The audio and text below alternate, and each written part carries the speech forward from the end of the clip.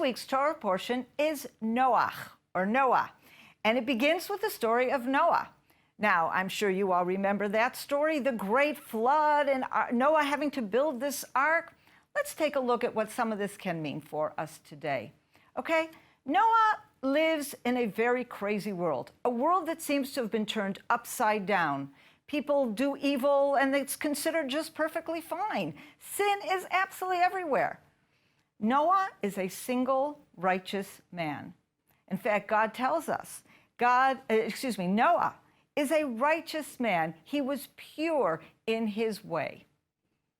God selects Noah, sets him aside from the rest of the humanity of that time, and he decides to bring complete and total destruction to the earth and save Noah. Save Noah and his family, and as well save a certain designated number of every single living species. God doesn't want to recreate the world again, but he wants to start over, reset in a way, okay? So Noah builds this ark, and he takes all these people and puts them into the ark. What is the effect of all of that? In essence, God has commanded Noah to create a righteous microcosm of the world. We're going to separate out the good guys, and of course a sampling of the animals and whatever, in order to start over with a purer, more righteous, better served people. Now, how many of us don't say every so often, when we look around us and we see some of the crazy people that criminals and people walking in and shooting people up at clubs and in schools, sometimes you feel like, I want to start again. Let's restart, get rid of all these crazies, start the world again. And that's exactly what God did. Killed everybody out, brought this big flood, start again. And then what happens? Basically, Noah has the choice now. He, his family, they come out of the ark, they can start all over, and they can all be righteous forever. But they're not.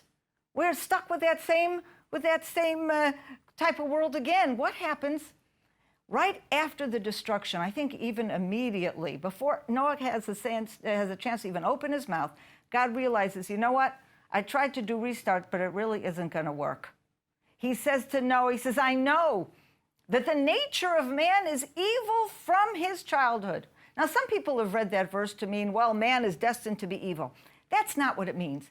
It means that from the beginning, God gives man the opportunity to choose. He has the ability to do evil. Of course, he also has the ability to do good.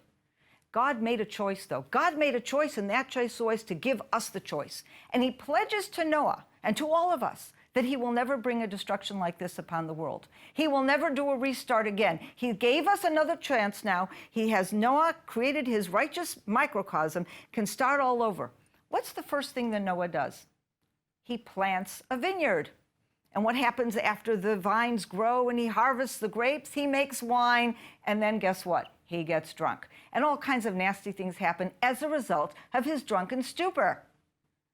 Perfect example of starting again. The image is beautiful, planting a vineyard, a new Garden of Eden, beautiful vines, lush, grapes growing on the vines. He could have made wine. He could have had a sip. He could have gotten drunk. He chose to get drunk.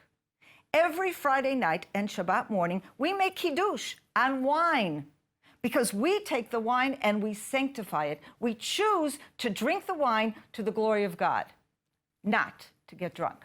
And that's the essence of us as human beings. We choose.